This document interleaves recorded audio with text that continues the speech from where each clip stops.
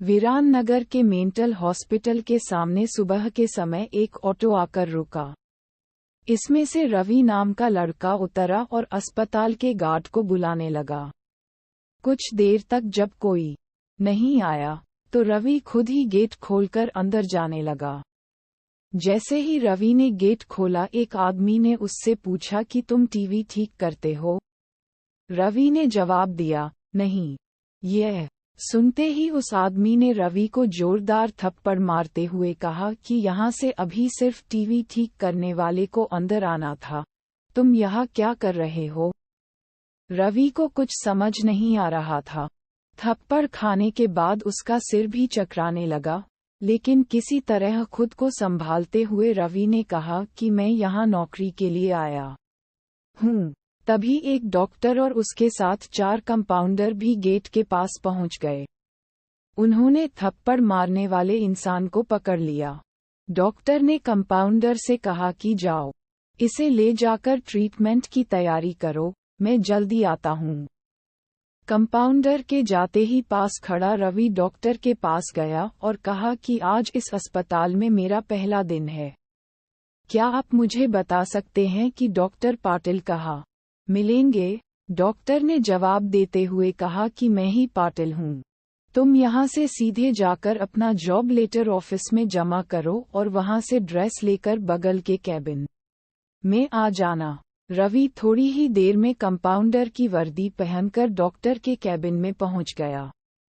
Doctor ने उसे बताया कि जो तुम्हें अभी गेट में मिला था, वो पागल है।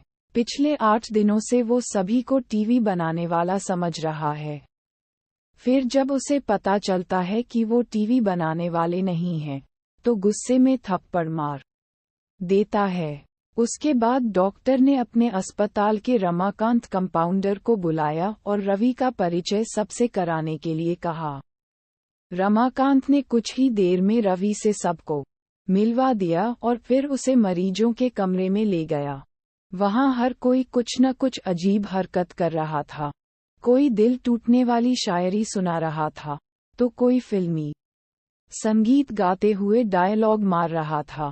सभी मरीजों को दिखाते हुए रमाकांत ने रवि से कहा कि आज के बाद से तुम्हें इन सारी चीजों को झेलना होगा। इतना कहकर रमाकांत वहां से चला गया।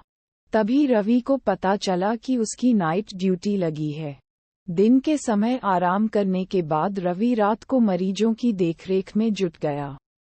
जैसे ही रात के 12 बजे तो सभी का चेहरा डर से पीला पड़ने लगा। हल्ला करने वाले मरीज भी चुपचाप से एक कोने में बैठ गए। ये सब देखकर रवि को बड़ा अजीब लगा। उस दिन नाइट ड्यूटी में मौजूद डॉक्टर से रवि ने पूछा कि आखिर ये सब क्या हो रहा है? सब लोग इतना डर क्यों रहे हैं? डॉक्टर ने जवाब दिया, इस अस्पताल में रात 12 बजे के बाद भूत घूमते हैं। वो सारे भूत इसी अस्पताल के पुराने मरीज हैं, जिनकी इलाज के दौरान मौत हो गई थी। तुम संभल कर रहना।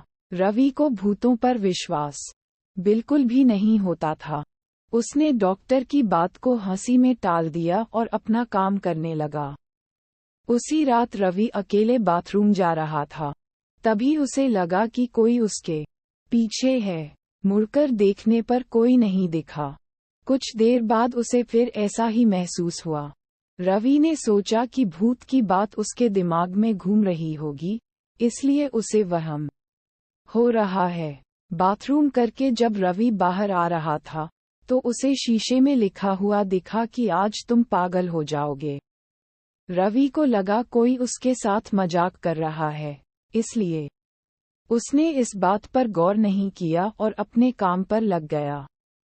कुछ देर बाद रवि को एक तेज चीख सुनाई दी। वो दौड़ते हुए आवाज की ओर गया। जैसे ही रवि वहां पहुंचा, तो एक पागल ने दरवाजा अंदर से बंद कर दिया। किसी तरह से रवि से उस दरवाजे को खुलवाया। दरवाजा खुलते ही उस पागल ने रवि को हवा में उछालकर गिरा दिया। रवि इतनी जोर से गिरा कि उसकी पीठ में गहरी चोट लग गई। तभी एक जोर की हंसी रवि को सुनाई दी। वही पागल हंसते हुए बोला कि मैंने कहा था न कि आज तू पागल हो जाएगा।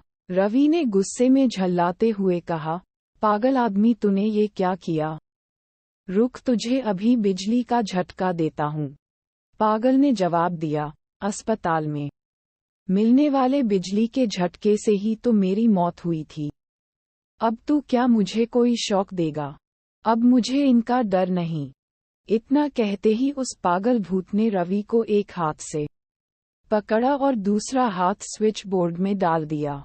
इस तरह से रवि को बिजली का इतना तेज झटका दिया कि उसकी चीखों से पूरा अस्पताल गूंज उठा।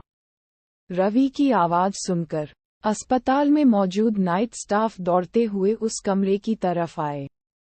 सबको वहां रवि बेहोश हालत में मिला। तुरंत रवि को मरीजों के बेड पर लेटाया।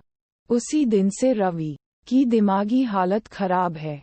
अब रवि अपने आप को उस अस्पताल का डॉक्टर समझता है। अपनी पागल स्थिति और डॉक्टर बनने के वहम के चलते रवि ने ब्लेड से अब तक कई लोगों का पेट काट दिए हैं।